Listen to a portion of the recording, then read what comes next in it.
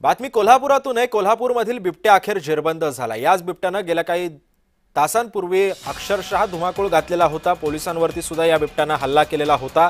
या बिबट्याला पकडण्यासाठी वन विभागानं शर्थीचे प्रयत्न केले असता आता अखेर हा बिबट्या जेरबंद झालाय।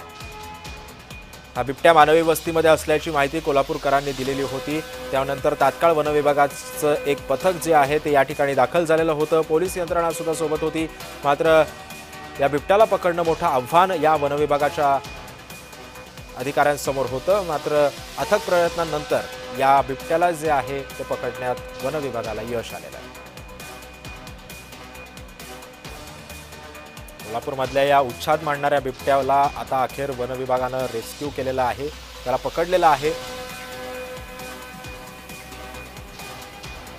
कोल्हापुरातील एका भागामध्ये बिबट्या असल्याची बातमी जेव्हा वन विभागाला समजली तेव्हा वन विभागानं तात्काळ घटनास्थळी धाव घेतलेली होती। वन विभागासोबत काही पोलीस अधिकारी सुद्धा होते।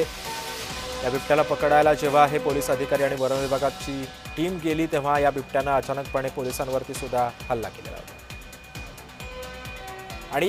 आणि या संदर्भामध्ये माहिती देण्यासाठी आमचे प्रतिनिधी अमरसिंह पाटील सध्या आपल्या सोबत आहे। अमरसिंह, गेल्या काही वेळापूर्वी याच बिबट्यानं अक्षरशः धुमाकूळ घातलेला होता। कोणाच्याच ताब्यामध्ये हा बिबट्या येत नव्हता, अखेर हा बिबट्या जेरबंद झालाय, काय माहिती आहे?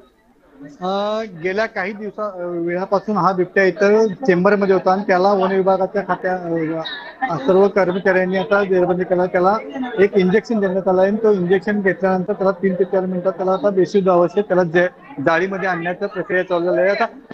आता ती प्रक्रिया आपण पाहत आहात की जाळीमध्ये आहेत आणि सर्व अधिकाऱ्यांच्या पुढ्यात त्याला त्या याच्यात जाळीत घालून आता नेत आहेत आणि त्याला रेस्क्यू करून त्याच्या अधिवासामध्ये सोडण्यात येणार आहे। पण अमरसिंह, मला सांगा की आता जर आपण बघितलं असेल तर पश्चिम महाराष्ट्रामधल्या काही भागांमध्ये बिबट्याचा हैदोस पाहायला मिळतोय। दहशतीचं वातावरण आहे काही भागामध्ये आणि आता कोल्हापुरामध्ये सुद्धा बिबट्या आढळून येत आहेत। या संबंधामध्ये आणखी बिबट्यांची संख्या वाढलेली आहे का कोल्हापूरमध्ये? कोल्हापूरमध्ये 2014 साली असा मध्यवस्ती झाला होता, त्यानंतर आता मध्यवस्ती आलेला आहे आणि कोल्हापूरच्या बाजूला असताना पन्हाळा असेल, गगनबावडा असेल, बुद्रुक असेल, या जंगल आदिवासामध्ये आहे बिबट्यांचं प्रमाण आहे। परंतु गेल्या काही दिवसापासून हा बिबट्या इथे दिसतोय। त्यामुळे आता आहे जेरबंद करण्यात येत आहे, त्याला नेण्यात येत आहे। आता या ठिकाणी असतील जिल्हाधिकारी असतील, आयुक्त असतील किंवा सर्व कर्मचारी यांनी शर्थीचे प्रयत्न करून याला जेरबंदी केली। सचिन पण अमरसिंह, आपण जर बघितलं असेल तर तिथला आता जिथे तुम्ही आहात, जिथे या बिबट्याला जेरबंद केलेला आहे, तो अतिशय मानवी वर्दळ असलेला परिसर आहे। या ठिकाणी हा बिबट्या नेमका आला तरी कुठून आणि सध्या काय या संदर्भातली माहिती आहे?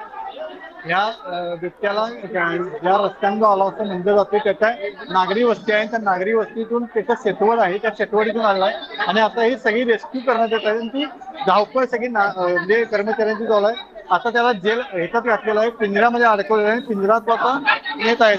त्यामुळे पिंजऱ्याला म्हणजे पिंजऱ्यामध्ये त्याला पॅक केलेला आहे। आता त्याचा आदिवासामध्ये सोडण्यासाठी धडपड चालू आहे।